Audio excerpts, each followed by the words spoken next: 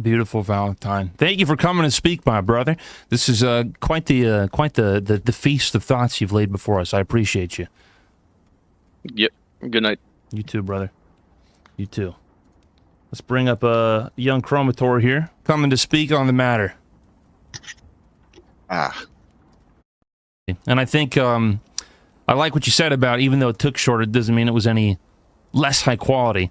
And the fact that you seem to be tapping into some sort of flow state or deep focus, I think aids to that thought. And that when you're really making something that's worth watching, it should feel like that. It should feel like feel engaging. It shouldn't really feel like a slog. Normally, in the creative process, however it feels for you is how it's going to feel for other folks. Which is why you always want to be laughing if you're writing some jokes.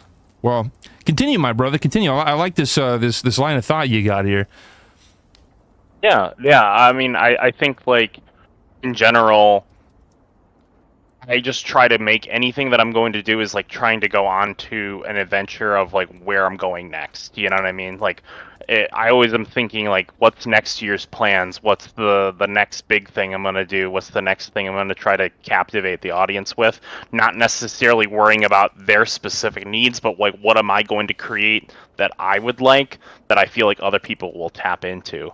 So I'm working on some new thing that I'm kind of spitballing right now. I don't have, like, a name for it yet. It's going to be a series of movies I'm going to be making, and I want to, like, take the audience on a much deeper journey than I've ever gone with any of my movies, and I'm excited to do that, and also a little bit scared, I guess, just because it is, like, a whole new sort of realm for me to kind of go down that path. But I do think, like, as any good creator, I think it's your job to sort of be almost a step ahead of the audience in predicting what they want. Truly. Because if you are predicting, if you're only doing stuff that they already want, you're going to be behind, 6 months later, because everyone's going to be like, oh, I'm done with that.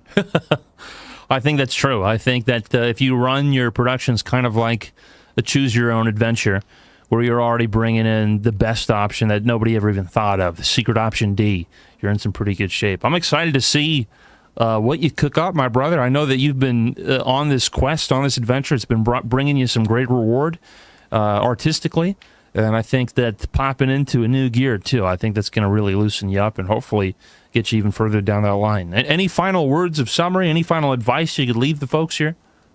I would just say, like, always just be pushing yourself. I always say, don't make your best thing, make a different thing, because I think there's a toxic mindset of just chasing the best thing. Right. I think, like, sometimes it's good to make a bunch of different things, and then once you make those different things, you might find the best thing amongst those that pile of things. And then I just wanted to add that your stuff has been really inspiring to me lately, and thank you, man. giving me positive vibes through some really dark days. So I really appreciate it, man. I'm blessed to hear that, and thank you for sharing that, brother. There's a lot of beautiful, worthy advice here that you've brought today, and I thank you for this. Yeah, no problem. You have a good one, okay? You too. Well said. I like that a lot. Not to necessarily make your best thing, but make something else. I think that's true, and I think it works for the folks who are overly analytical of their work. You're coming in trying to be like, well, it's not looking exactly like I pictured it in my feelings, right? Not even in your head. A lot of the times, necessarily, we haven't even really pictured what it is actually going to look like. We just have an idea that it should be bringing a feeling that it's probably not bringing in its current incarnation. But doing something rather instead that you do have control over, something different. And to trust that in that process of making that, again, you're going to be putting yourself in the muscle memory. Yeah, that's called practice. Call it scrimmage. Call it the batting cages. You do that enough, when that real idea comes, that thing that you're actually wanting to make, stroke of inspiration comes down the line, you got the muscle memory to hit that right into damn, past center field. We're talking into the bay. We're talking into the ocean. Grand slam.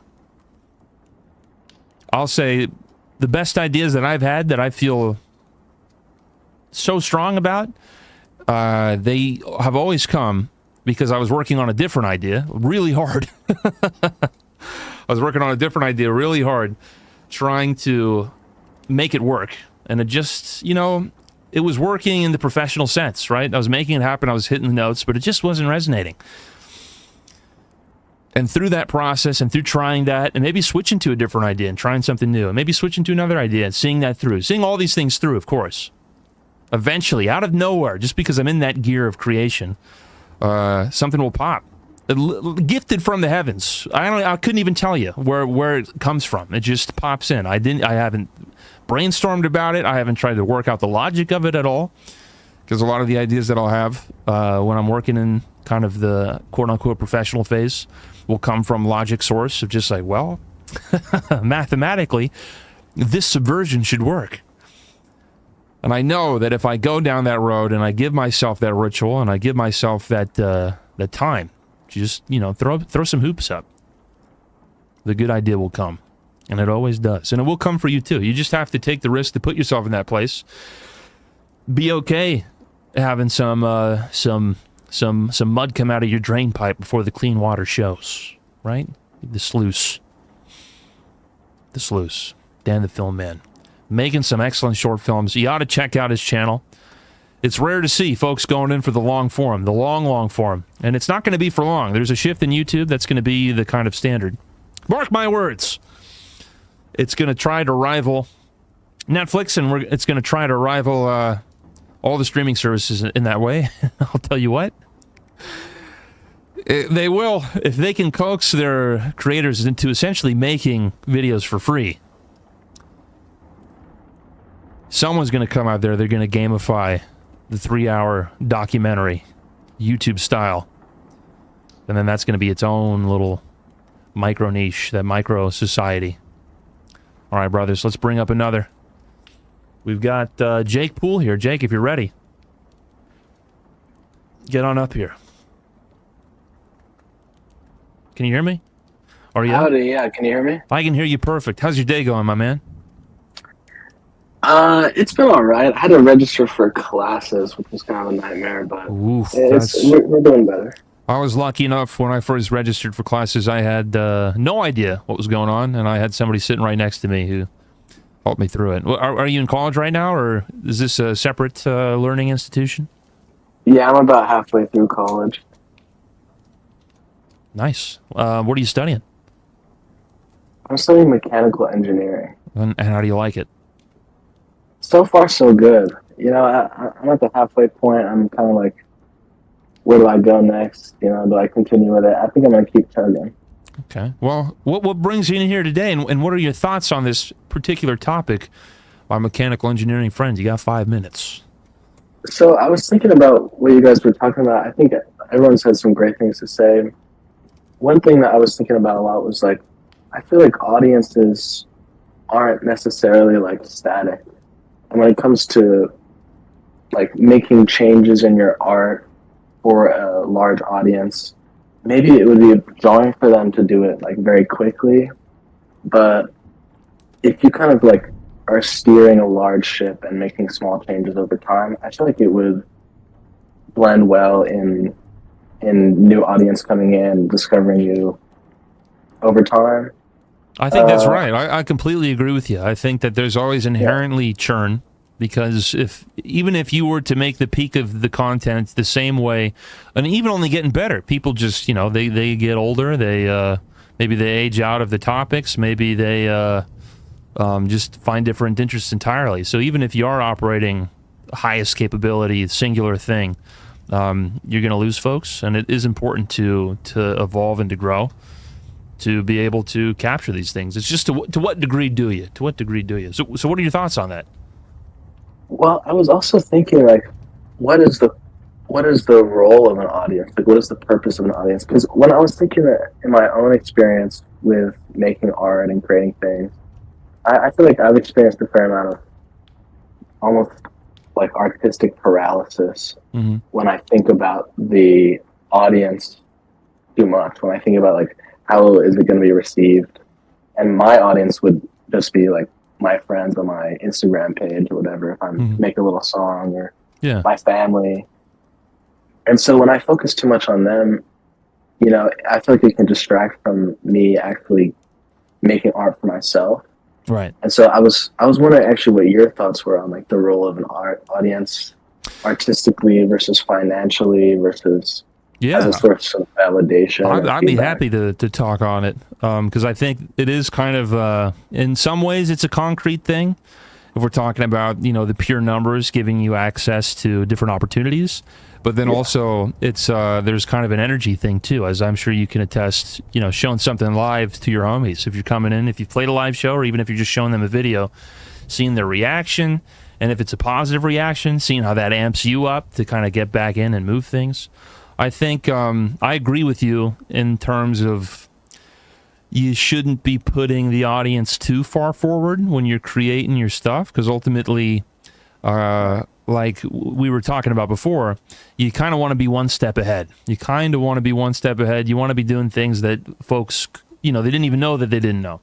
That's how you keep it interesting. And even if they tell you what they want, that's not always what they want. They want the novelty. They want to be surprised. So in terms of relying on an audience to do anything other than kind of indicate a general sense of how things going, that's something to keep in account.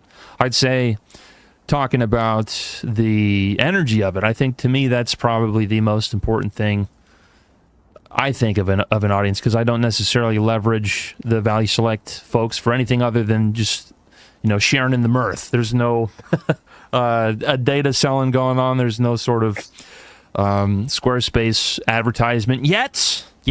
Who knows what could happen down the line. But the idea of having eyes on something, it helps legitimize it in my own head, knowing, okay, this is resonating in the ways outside of my own mind, which I think is important. I don't use it to calibrate my own mind in terms of like, whoa, everyone really likes it, it must be good. More so along the lines of like, oh man, I know this is really good, and now that I see other folks are liking it too, I've communicated it well too, because I think that's part of it. And Right. the live aspect of just having folks, it's like playing baseball in a crowded stadium. It's just that feeling of the risk on the line of like, all right, let's what do we got next? Who's up to bat? I think that's a good, healthy feeling for an artist to tap into. But it can be dangerous if you do get the batting paralysis, and that kind of stuff doesn't inspire you to bring your best, but it kind of places you in a place of like, well, don't fuck up. It depends on your psychology there. So to each their own. Yeah, for sure. What do you think of that? Yeah, it's interesting. It's interesting, like balance, and I think Have you found a balance? I'm finding it. I'm trying to find that, like, what is the purpose of the art? Am I doing it for myself, or am I doing it to communicate to someone else? Like, is it cathartic or is it communicative? Exactly, because it can be two different things. Yeah. You've got your own language, and you can play music for yourself all day. But when it comes to kind of translate it to an orchestra so you can all play together, so you can book out the opera hall, that's when you need music theory. And if you ain't got it, it's tough. Well, brother, any final words of wisdom or advice you'd leave the folks here? I want to put a plug in real quick. You mentioned that your non-sellout advertising for your merch. You already know who this guy is, like hoodie from like 6 years ago. Classic. It's still holding up. It's still holding up? You're kidding me. Yeah, man. Oh my goodness gracious. That's a hell of a design too by, I believe, the Mr. Dylan Wignall. Thank you for bringing that up. I almost forgot about that one. One of the best. I appreciate you, brother. And thank you. Oh my goodness. 6 years? So you're one of the OGs out here, brother. I'm a bit of an OG, yeah. Yeah, for real. You're the vanguard out here, paving the way. I'm happy to see that it's still bringing you some value, some selection, and I bless you on your path too. It sounds like you're making some moves in the music space, and feel free if you ever want to come in and share it in the Discord, show folks what you're cooking. You're welcome anytime. Cool. Yeah, brother. Appreciate it, man. Take it easy. You too. Mr. Jake Poole. All right. Tia Elijah. Tia Elajiha? How do you say? How do you say this? It's Talea. It's a Star Trek name. It's a name of a Romulan. Oh, My real name. Hi, everybody. Good to see you. What would you say your real name was? You cut out for a second. Nin Kwai. Nin Kwai. Welcome. Good to see you, or I guess hear you, I suppose. How are you doing today? I'm pretty well. How are you? I'm doing pretty well myself. It's been a pretty temperate day. getting chillier down here, so I've been really enjoying my studio a little more so. When it's nice and cold, like I feel like I can work better. How's it going in your location? We had a hot Halloween, and then once November 1st hit, it's been freezing cold. Oh my goodness. What do you like, the freezing cold, or do you prefer the kind of more balmy atmospheres? I like when it's right in the middle, like when it's a normal fall season. It Yeah. feels like we skipped straight to winter. I hear you on that. And in many ways we have. Well, what are your thoughts on this this topic right here, my friend? You got 5 minutes. Take it any way you like. I got to say, what Jake brought up about what is the role of an audience was really poignant. Because in my head, I thought I was going to just talk about the value of art for art's sake, like from the like aesthetic like kind of mindset. Right. But when he brought up the concepts that he said about just what the role of an audience really should be, and if it's a two-way street, or if it's just for yourself, or if it's just for the audience, it brought me to this rant that I just posted because I was actually sending it to my friend about the movie Velocipaster. He was vehemently against watching it, and I watched it 2 days ago, and it became immediately my favorite movie. And it brought me to think about how even negative feedback from your audience can be a really good thing. Oh yeah. Because it gives you the chance to like show like your passion for what you're working on and your appreciation for what you're working on. To like offer to your audience that you can have them outside of their own comfort zone and to see and try something new. Like Right. It doesn't have to just be about yourself. It doesn't have to just be about the audience's needs. It can be about coalescing the two minds, if you can group one mind with the other and one mind with the other, coalescing the two into this new liminal space that you're creating together. And I think that's a really powerful mode that artistry and what you produce as an artist can build for just everybody as a big collective. I completely agree with you on that. I like that a lot. Building that liminal space together and kind of slowly venturing in. Of course, you're coming in, I'm assuming, from a place of a trusted perspective too. Maybe you got some stuff in your belt where they go, well, I did like this, so maybe there's a chance I'll enjoy this new thing too. And if I don't like it right out the gate, given some time to think about it. I like that. Yeah. Are you an artist as well? Yeah, I started out in sculpture. I went to school for sculpture part-time. I originally started in neuroscience, and then I had to transfer schools.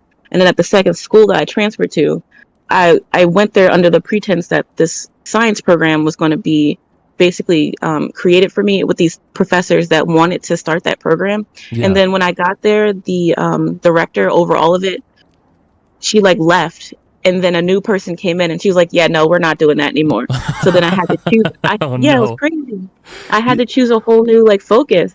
And by the luck of the universe, one of my favorite sculptors was actually teaching there. So I was like, this is why I'm here. I guess I was here to It's predestined. enjoy this experience that I would have never seen otherwise. And I had a great time in that program. That's awesome. Doing sculpting. How unfortunately lucky how that turned out. Right, so then are you still doing sculpture? Are you still keeping up with that?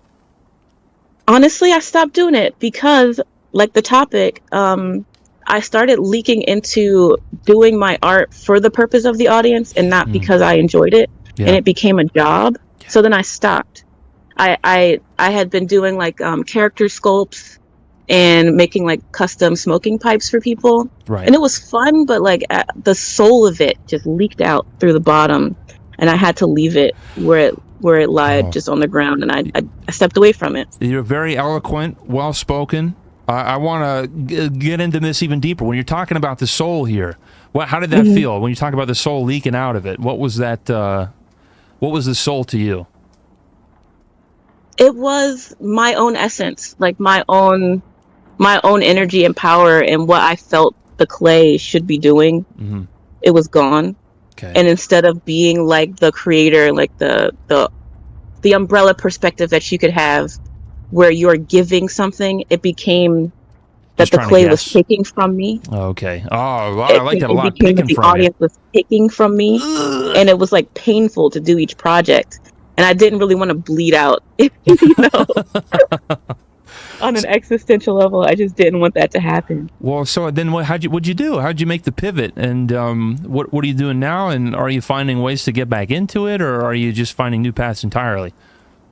It's a little bit of new paths entirely. Like I Okay. bought all this clay to make dolls. I thought maybe I would do that and just give myself a new project. Mm-hmm. But what I ended up doing was never touching it and working on painting like shoes for fun. Yeah. Like this past Indigenous Peoples Day, I did a pair of moccasins that I hand painted to like showcase the different heritages that are in my family. I thought that was pretty fun. That's awesome. And it kind of gave me that one little like step back towards what I was like really interested in the first place when I got into sculpture and that's type of like studio art. Mm-hmm. I also just paid a bunch of money to help produce a film. Oh. That'll be pretty fun. I hope it comes out really nice, and that nobody comes to me with a rant about like how much Velociraptor sucked to them to the movie that my name's gonna be on. Oh, So, Maybe hey, that'll be good. if what you're saying is true and the negative stuff can be good too, I mean, hopefully they do. Hopefully they do come out and they've got some strong opinions. That sounds really exciting. You'll have to keep us updated on this. Any final words that you could leave the folks here? Any words of advice or anything at all? Yeah, the one thing I will say, because I've always looked at art from the perspective of an aesthetic, that beauty is for beauty, art is for art. Mm-hmm. And if you're fighting against whether or not you should rearrange your art style or what you're producing to only fit your audience's needs, keep in mind that maybe your audience, like your true pure audience, just doesn't exist yet. Like there are people that don't know yet that they need what it is that you're giving, and you have to keep giving it for it to find them. Ooh, you're totally right in that. In many ways, in the algorithmic way of just even like hitting into the system that will bring it to the folks, and then also in the way of when you do something so new, if that is even possible anymore, I believe it is. Mm-hmm. You do have to act as some sort of educator as well, and just showing people how to enjoy it, even how to take it in, and that comes in through just repeated exposure. Thank you for coming and sharing this stuff. I appreciate you coming and speaking. Thanks for having me. Have a good night. You too. Wonderfully said. Wow. I do like that idea. Yeah, that maybe you necessarily haven't found your audience yet. And that is true in the ways that we were just speaking. And in the ways of perseverance as well. I think too often when you're starting off on something, you could pour your heart and soul into something. You feel like it was your ultimate effort. You're the only thing you could ever do, right? There's the story of the one, Hollywood script that's going to rocket you to the big leagues. And you might make this piece, whatever it is, equivalent for you in your respective form. And you go, oh, well, there it is. Folks didn't bite. But the truth is that there is no one script. It's thousands of scripts. It's thousands of meetings. And eventually that one script is chosen, and eventually you get the PR firm that tells the rest of the world, it only took one script. They don't know. They don't know the difference. So, truly, folks, keep in mind, if you are starting on something, get in those 100+ hours, 100+ videos, whatever it is, just to even test the waters, right? We're not talking about mastery. We're talking about testing the waters to see if it'll even bite. You don't cast a fishing line into a pond and reel it in immediately. You got to let it sit there, soak, marinate. You got to give time. Give time to it, and the audience will emerge, and to the degree that it does emerge is to the degree that you've really tapped into the thing you're trying to do.